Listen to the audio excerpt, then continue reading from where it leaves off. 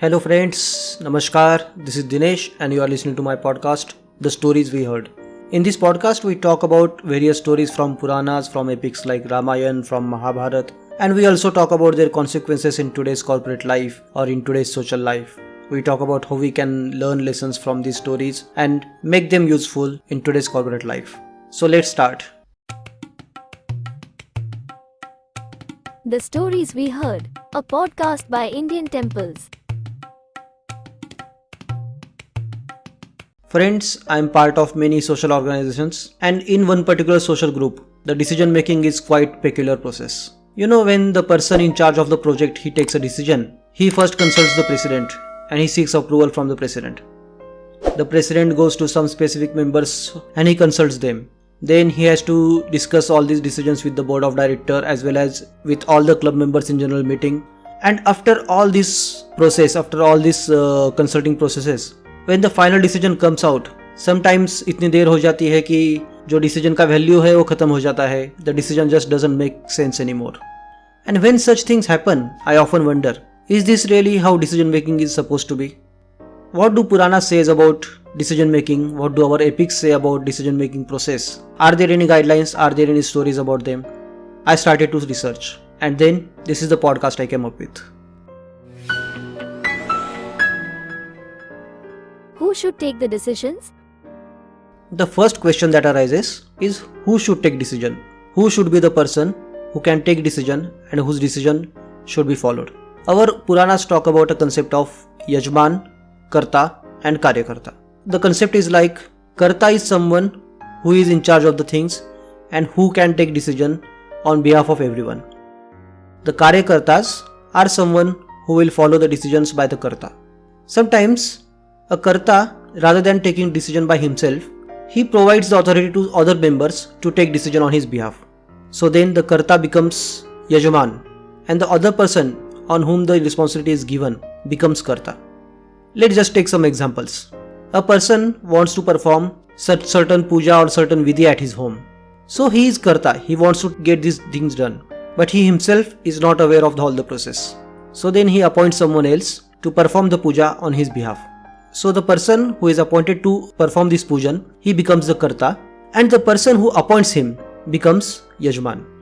Take example of a engineering college. There is a principal who has to provide knowledge to his students. But he cannot just go to each class and he cannot teach to each class. So what he does is he appoints some other professors for the teaching. So the principal himself is a Karta at first place. But then he makes the professors as Karta and he himself becomes Yajman. Similarly, in corporate life, when CEO appoints someone as project head, he is just delegating his responsibility to someone else. So the project head becomes the Karta and the CEO becomes Yajman. In a social organization, the president is supposed to get things done, but he appoints someone as project chairman or project head. So the project chairman becomes the Karta and the president of the club becomes Yajman, who is actually authorizing the project chairman to take all the decisions regarding that project. When the project chairman further appoints a team and then he delegates some part of his responsibility to the team or to the members of the team, the particular member of the team becomes the Karta and the project chairman becomes Yajman. So it's like a cycle. When a Karta becomes Yajman, someone else becomes Karta. When that someone else makes someone else Karta, he becomes Yajman. So every Karyakarta becomes Karta after a while, and after becoming Karta, he goes to the place of Yajman after some while. Is it okay if the decisions are subjective? Now there may be a question that arises. If one particular person is taking decision, will all his decision be objective or will there be some subjectivity in his decisions? I say, of course, the decision will be subjective. And it's okay. Because we live in a culture, we live in a society, we live in dharma. We cannot expect everyone to be objective. Our Puranas talk about Matsya Nyaya and Dharma Nyaya, or as we say, law of the nature and law of the culture. In law of the nature, power is the only deciding factor. The one who has power will always be the winner and will always be the ruler. While in Dharma or in law of the society, the one who has power is supposed to protect those who do not have power. So when we are living in a society, there are multiple factors that affect the decision. Unlike the law of the jungle or the law of the nature, where power is the only decisive factor. And it's okay. It's okay to have some subjectivity, because not all decision can be perfect, not all decision can be accurate, or not all decision can provide the result you are expecting. But in the end, someone has to take decision, someone has to be given the authority to take decision, and that someone will be subjective, and that you have to accept. I would like to present here one example from Ramayana. We all have heard about Ramayana, we all have seen Ramayana on television, so we know all the incidents. Just think about this one particular incident. When Sita was alone in her Parnakuti, in her hut, there was a beggar or a yachak waiting outside. He wanted to have some food. Sita asked him to come inside the hut, but the person refused. He said, "Because you are alone in your hut, I cannot enter the hut. It will be against the rules." So Sita then stretches her hand from the hut to offer food to the person waiting outside. But the person says, "This is my insult. If you are just waiting inside, you are standing inside your hut and stretching your hand to give me food, this will be an insult. If you want to offer me food, come outside and offer me with respect." Now Sita is in a dual mindset. We all know what happened after that, and that's why we say it was wrong for Sita to come outside the hut and offer him the food. Because if अगर वो बाहर नहीं आती थी तो definitely वो kidnap नहीं होती थी. But just for 1 second, forget about what happened later and just think what Sita has done. Was it true? Was it good? Or did she commit any mistake? She was wife of Ram. She was princess of Ayodhya. And being a princess, being a future queen, she was not supposed to insult a hermit like this. She was not supposed to insult someone asking for food by providing him food in a derogatory way. She had to maintain the respect of the person who was asking for food. She had to maintain the respect of the hermit. So she took decision. She took decision of coming outside her hut and offering food to the hermit with respect. Of course, this decision turned out to be in a negative consequence. It provided a negative consequence. But then we cannot just deny that Sita made a good decision. Sita made a good decision provided by the situation that she was in. See, these decisions are always going to be subjective. There would be multiple factors. अगर सीता अयोध्या की princess ना होती तो शायद वो अपने कुटिया के बाहर आके उसे खाना नहीं देती. But all these things are if and buts. She took decision based on the situation that was in front of her and based on her past experiences or past teachings. Similarly, in any company, in any corporate structure, in any social structure, the person who is taking decision is going to be subjective. He or she is going to take decision based on the learnings from the past and the experience that they have. Every single person have had different experiences in their lives, and so the decision taken by different person in the same scenario are going to be different. But then we cannot just disregard or we cannot just appreciate a decision based on how we like or based on what decision they yielded. Who takes blame for the consequences of the decision? So how do we judge if a decision was good and bad? How do we judge if the person took right decision or wrong decision? Because that's where everything matters. Like I was saying in the beginning, कि एक social organization में कोई decision लेना नहीं चाहता है. Why? Because everyone fears कि अगर decision backfire हो गया, अगर इससे कुछ गलत result आ गए, then everyone will take me responsible. So rather, I may have someone else to share the blame with. I don't know if that is the mindset in everyone's mind, or maybe that's just what I am thinking. There could be different factors. It could be different reasons. But yes, we often tend to judge decision based on the consequences. So what are these consequences? What does it mean? In our dharma, in our Sanatan literature, in our epics, in our Puranas, there is a concept of karma. Karma, like those Western culture says, karma is जैसा आप कर्म करोगे वैसा आपको फल मिलेगा. But that's not exactly what karma is. कर्म ये होता है कि every single action has a consequence. That is the only concept of karma. जो भी कार्य होता है उसका परिणाम होता है. That consequence may be something you desired or may be something you did not desire. But yes, there would be consequences. And those consequences are not just one-off standalone thing. Those consequences are often a series of events that happens after the karma or after the action. This is called as ripple effect in scientific language. Ripple effect means जब एक event होता है, then there are other events linked to that particular event and the chain goes on for long while. So if there is even a slightest change in one particular event, it will change entire course of future. I will take one example here of how ripple effect works, or how the chain of event works, or how every decision has a consequence. Dashrath was in forest for hunting. He heard a noise coming somewhere from the water body. He thought it might be a deer. He shot an arrow. The arrow flew and hit one person. There was a shout. Ah! That was Shravan, a young boy who was on a pilgrimage with his parents. He was taking his blind parents to the pilgrimage to visit different holy places. And Dashrath had, by mistake, killed him. When Dashrath went to Shravan's parents with this news, they were crying. They were very angry. They were in sorrow. And they gave a curse to Dashrath. जैसे तूने मेरे बेटे को मारा है, वैसे एक दिन तेरा बेटा भी तुझसे बिछड़ जाएगा. और जैसे हम अभी अपने बच्चे के दुख में मौत को गले लगा रहे हैं, उसी तरह से एक दिन तुझे भी अपने बच्चों से दूर होने के बाद मौत आएगी.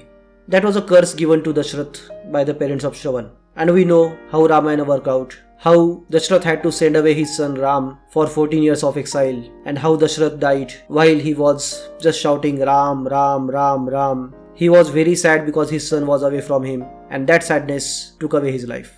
So like I said, every decision has a consequence. The consequence may be something you liked, something you may not like, but in the end, you have to accept that the consequence will be there.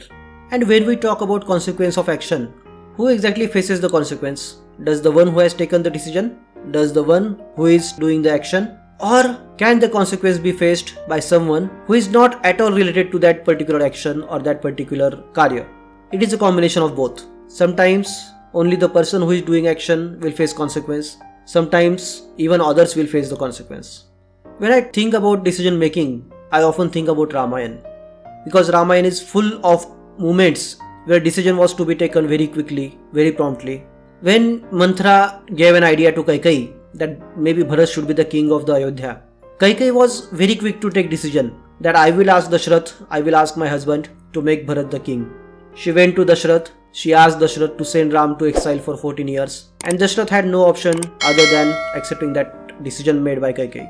When Dashrath took decision of sending Ram to exile, there were only two persons who were involved in this decision making, Kaikeyi and Dashrath. Ram was nowhere involved in all this action, but still Ram had to go to exile for 14 years. He was the one who faced the consequences. When Ram was going to exile, Lakshman said, I will join you. It was a decision taken by Lakshman, but then there was someone else who suffered by that decision, Urmila, the wife of Lakshman. While Lakshman was away on exile for 14 years, Urmila was in her Rajmahal waiting for her husband to come home. She waited for 14 years to meet Lakshman. She was nowhere involved in all this decision making, but still, she was the one who faced the consequence. She was the one who had to suffer. When Kaikeyi asked Dashrath to make Bharat king of Ayodhya, when Dashrath asked Ram to go to exile for 14 years, when Ram agreed to go to exile, Sita agreed to join him in the exile, Lakshman willingly joined Ram to protect Ram and Sita, Bharat was nowhere involved in all this decision making. He was somehow at the center of the decision, he was somehow at the center of the action, but still he was unaware of anything that is happening. And when he came back to Ayodhya and got to know about all these things, he had no fault, he had no role to play, but still he was the one who faced the wrath of people of Ayodhya.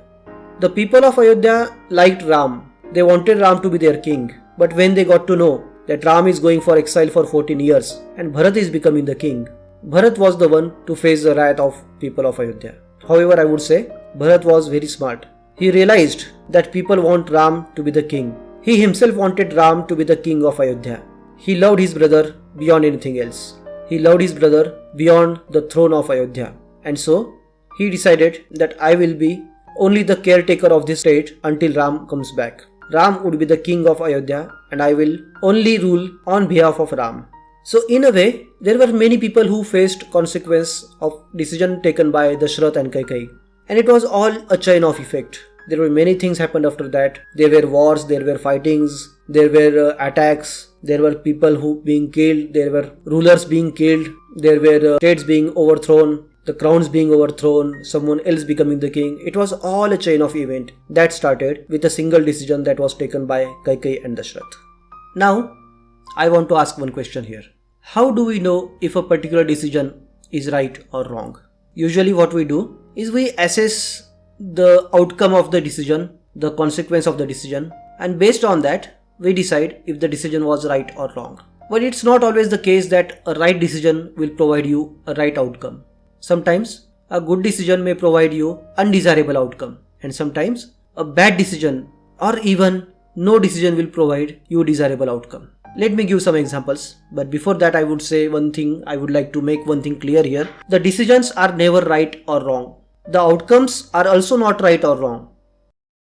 The outcomes are only favorable or unfavorable. The outcome may be something you wanted or something you did not want. Something that goes well with you or something that doesn't. But they are in no way right or wrong. Let me give you some examples from Puranas. In Vishnu Puran, there is a story of Jay and Vijay, the two Dwarpals of Vaikuntha. One day, Vishnu was taking a nap in afternoon while he was in Vaikuntha. He asked Jay and Vijay not to let anyone disturb him. So Jay and Vijay stood at the gates of Vaikuntha, guarding the gates. After a while, 4 young children called Sanat Kumars, they came there to see Vishnu. Jay and Vijay told them कि अभी विष्णु जी सो रहे हैं, अभी स्वामी आराम कर रहे हैं, so आप कुछ देर बाद आइए. Sanat Kumars agreed. They went away. After a while, they again came back. Vishnu was still sleeping, so Jay and Vijay told the same thing, that Vishnu is taking rest. You come after some while. Sanat Kumar went away. They came again after some time. And third time again the same thing happened. Jay and Vijay had to tell them that Vishnu is sleeping, Vishnu is taking rest, and we cannot allow you to enter Vaikuntha. At this point, Sanat Kumar were angry. They gave a curse to Jay and Vijay. They said, you have kept us away from Vishnu for so long time. Similarly, you will have to stay away from Vishnu for 7 births. 7 जन्मों तक आपको विष्णु से दूर रहना पड़ेगा. And Jay and Vijay said, this was not our fault. We are only following the orders given by Vishnu. See, Jay and Vijay made the right decision to follow the orders of Vishnu because that is their duty. But while performing their duty, they had to face some undesirable consequences. After that, it is said Jay and Vijay took birth as Hiranyaksha and Hiranyakashipu, then again as Ravan and Kumbhakarna. So that is a story that goes in Vishnu Puran. Now there is another story from Ramayana. In Ramayana, it is said that when Ram was sleeping in his tent one day, Ahiravan and Mahiravan, the 2 demons from Patal Lok, they kidnapped Ram and Lakshman, and they took Ram and Lakshman underground in the Patal Lok. Now Hanuman was all his life following orders from Ram, but this was the moment when Ram was not around to give orders, and it was duty of Hanuman to save Rama. So Hanuman here became Karta from Karyakarta. He was till now Karyakarta who was taking orders from Ram and he was only following the orders. But now he becomes the Karta. He takes the decision. He goes all the way to Patal Lok to rescue Ram and Lakshman. At the gate of Patal Lok, he finds one young man who is guarding the doors. When Hanuman fights with him and he realizes that the person fighting with him is very powerful, he asks him about his introduction. And the guard says, I am Makardhwaj, the son of Hanuman. After that fight, Hanuman, instead of killing Makardhwaj, he just ties his hands and legs and he puts him there at the gate. He enters the Patal Lok. He rescues Ram Lakshman by killing Ahiravan and Mahiravan. And when they are coming out from Patal Lok, Ram spots this young man who is tied there and who is sitting in the corner. He asks Hanuman, who is this guy? Hanuman says, he is Makardhwaj, my son. Ram immediately makes him the king of Patal because Ahiravan and Mahiravan were already killed. Patal had no king now. So Ram makes Makardhwaj as king of the Patal Lok. Now here, this was not something that Makardhwaj had desired. He did not have desire to be the king of Patal Lok. He was only guarding the door because that was his duty.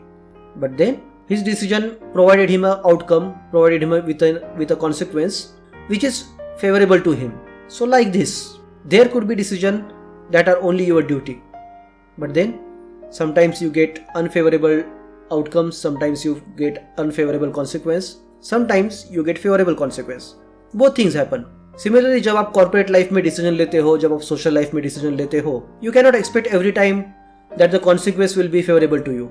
It may be favorable, it may be unfavorable. There are many factors that decide these consequences. But still, you have to take decision without wondering about what the consequence would be. Of course, you will have some expectation for consequence. It's okay to have expectations. But if things do not work out the way you want, it doesn't mean your decision was wrong. It just means the situation was not in favor of you. But does it mean that any unfavorable consequence will always remain unfavorable? Or a favorable consequence will always be favorable? Not really. Sometimes you get some consequences that are not in your favor. You get some outcomes that are different from what you had thought of. But then, these unfavorable consequences can also be worked out, can also be made useful in some way. In Mahabharata, there is a story when Arjun was one day wandering in the forest. Urvashi came down.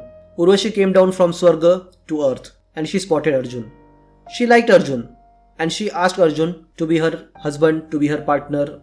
Arjun said, Urvashi, you were once married to one of our forefathers. So, by that rule, you become a motherly figure to me and I will only bow down in front of you because you are a motherly figure to me.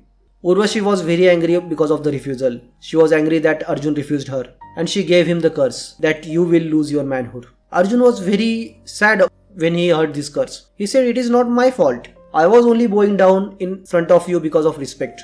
And in return of that respect, I received this curse. So Urvashi calms down. She says, okay, I have given you curse. I cannot take it back. But I will make a change. You will lose your manhood only for 1 year. And you have the right to decide when that 1 year would be. Arjun keeps that in mind. And when he is in Agyatwas for 13 years, in the final year of that Agyatwas, he invokes this curse. He loses his manhood for 1 year. And for that 1 year, he becomes Brahmanalla and he teaches dance to princess of one of the kings. So that's how he uses his unfavorable consequence in his favor at the right time, in the right way and in the right manner. Similarly, in our corporate life, in our social life, things are not always as bad as they seem. You just have to find out a way to make those unfavorable consequences work in your favor. What are the qualities of a good decision? Friends, we have talked a lot in this podcast. We have talked about how decisions should be taken or what are the consequences of decision, how are they positive consequences or negative consequences or favorable or unfavorable consequences, how we can use unfavorable consequence in our favor at the right time in the right way. But then there are 2 points that I would like to talk about when I am talking about decision making. First point, we already talked about who should take decision. But when the person, the Karta is taking decision, the decision needs to be taken at the right time. I gave you an example earlier that in particular social organization, the decision are not taken immediately. The decision making is a delayed process, a lengthy process, and because of that sometimes the value of the decision just goes away. There is one folklore in parts of Sri Lanka. It is said that after the war of Ramayana, after Ram killed Ravan, the Lanka was without a king. Because the king of the Lanka was already killed, his brother was also killed, Ravan and Kumbhakarna both were killed in that war. Because Ram had killed Ravan, he by default becomes the king of Lanka. But he was not in a position to rule Lanka. He was not ready to rule Lanka because he had to go back to Ayodhya, the place where he belonged. So he makes Vibhishan the king of the Lanka. When Ram tells this decision to Vibhishana, Vibhishan starts crying. Ram says, why are you crying? You are now becoming the king of this Lanka, this golden city. You should be very happy. Why are you crying? Vibhishan says, I know I am becoming king of this Lanka, but I am not sure if I will be able to rule it properly. I am not sure if I will be as good as Ravan when it comes to ruling. Ram says, you betrayed Ravan and came to me. You said Ravan was not a good ruler and that's why you helped me in the war. Vibhishan says, I never said Ravan wasn't a good king. I only said his decision to abduct Sita was wrong. His decision to kidnap someone else's wife was not right. It was adharma. But Ravan was always a good ruler. Ravan always ruled the kingdom of Lanka as if all the citizens of Lanka were his own children. He always took good care of the people of Lanka. He always took good care of the wealth of Lanka. And that's why I think he was a good ruler. Ram asks, did you ever tell this to Ravan? Did you ever tell Ravan that you appreciate his ruling? Did you ever tell Ravan that you appreciate the way he rules the Lanka? And Vibhishan says, no, I never told him. Because I thought if I ever tell him, he will become even more arrogant. So this story tells us about how decisions should be taken at the right time. If Vibhishan would have ever told this to Ravan when he was ruling, Ravan would have been happy. Ravan would have felt good that his brother appreciates his ruling. But then Vibhishan never told him. Vibhishan always kept this thing inside his mind, inside his own brain. Similarly, in corporate life, in social life, if the decisions are not taken at the right time, the decisions just don't hold any value after the while. So this you have to remember. If you are in a place where you have to take decision, please take decision at the right time when you are expected to take decisions. There is another story from Mahabharata.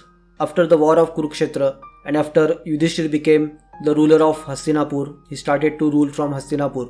One day, one particular teacher came to his darbar and he asked for some money, some charity. He wanted some money to build a classroom, to build an ashram where he could teach more students. Yudhishthir was happy to provide funds. He was happy that some schools are coming up, some ashrams are coming up in his kingdom. He asked the teacher to come back next day. He said, I will be ready with the money by then. Please come back tomorrow. While the teacher was leaving the mahal, while he was leaving the city, suddenly ढोल ताशे बजने लग गए बाहर. सब तरफ जोर जोर से आवाजें आने लगी, म्यूजिकल इंस्ट्रूमेंट बजने लग गए. And Yudhishthir was surprised. Why suddenly people are playing ढोल्स outside? He came out of his mahal. He asked one of the person, क्या हुआ भाई, क्या बात है? So they said they are following orders from Bhim. Bhim asked them to play those ढोल्स. Yudhishthir then goes to Bhim and asks, why did you ask people to play ढोल्स at this time? Bhim says, because of the victory in this war. Yudhishthir says, which war? The Kurukshetra war was over a long time ago and there is no war going on right now. Bhim says, you have won a war, the biggest war in the life. You have just defeated death. Yudhishthir was surprised. Yudhishthir said, I do not understand what you are saying. Bhim said, there was a teacher in your darbar who was asking for money and you said, come back tomorrow. That means you are 100% sure you will be alive till tomorrow and you have won the war against death. Yudhishthir realized his mistake. Yudhishthir realized what Bhim is trying to say. Yudhishthir immediately sent a person to call the teacher again. The teacher came back and Yudhishthir immediately gave him the money that the teacher was asking for. So here Bhim teaches us a very important point about decision making. You do not know what may happen tomorrow. You do not know what may happen after a while. You do not know what may happen after a year or after a decade. You just don't know anything. Life is uncertain. So if you are to take a decision, if you have to take a decision, it has to be quick. You do not have to delay the decision making for a long time. You just have to provide quick result, quick decisions to those who are expecting the decision from you.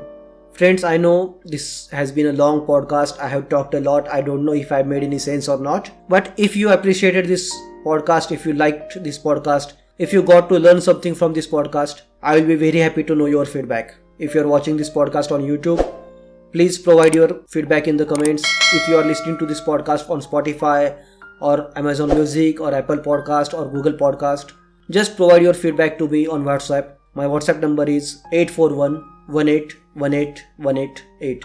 Let me repeat the WhatsApp number. It's 841-1818-188. I will be looking forward to your feedbacks, to your comments, to your suggestions. I will be very happy to receive them. Friends, this was a podcast about how a decision making should be, or who should make the decision, how should the decisions be, what are the consequences of those decisions, and all those factors that are related to decision making. I hope I was able to give some knowledge to you. I hope I was able to give some insights to you. I hope I was able to provide you something to think about. I will be again back with another podcast some other day. Till then, adios, bye bye, namaskar.